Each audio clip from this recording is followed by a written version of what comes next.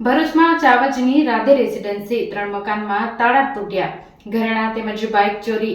ભરૂચના ચાવજ ગામની રાધે રેસિડેન્સીમાં તસ્કરો ત્રાટકી એક સાથે 3 મકાનને નિશાન બનાવી સોના ચાંદીના ઘરેણાં તેમજ બાઇકની ચોરી કરી ફરાર થઈ ગયા હતા.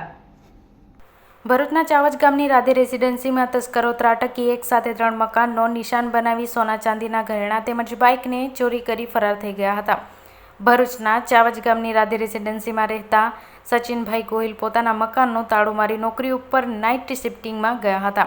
તે દરમિયાન રાતે તસ્કરોએ તેઓના મકાનને નિશાન બનાવ્યું હતું. તસ્કરો દરવાજાનો તાળું તોડી અંદર પ્રવેશ કર્યો હતો અને સોના ચાંદીના ઘરેણાં મળી અંદાજિત 1.5 થી 2 લાખના મુદ્દા માલની ચોરી કરી ફરાર થઈ ગયા હતા.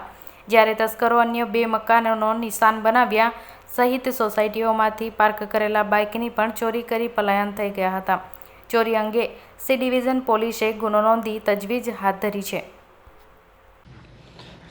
મારું નામ ગોહિલ સચિન છે. અહીં રાધે રેસિડેન્સીમાં રહું છું. 151 નંબરનું મકાન છે મારું. હવે મેં નાઇટ શિફ્ટમાં જોબમાં જઈને આવ્યો છું તો ઘરે કોઈ હતું નહોતું. તો સવારમાં આવીને જોયું તો બધું ઘરનું બધું તૂટેલું હતું. અંદર બધું તુજેરું તાળું તૂટેલું હતું ને જોયું તો બધું દાગીના ને જે કંઈ હતું ગોલ્ડ તે બધું રોકડ કેશ પૈસા ને બધું તો બધું એવું લઈ ગયા છે. ચોરી કરી ગયા છે. ચોરો કઈ જગ્યાથી પ્રવેશ કર્યો હતો? આ બારી આગળથી પ્રવેશ કર્યો. અને તમારી સાથે સાથે બીજા આજુબાજુના ઘરોમાં બી ચોરી થઈ છે? હા થઈ છે.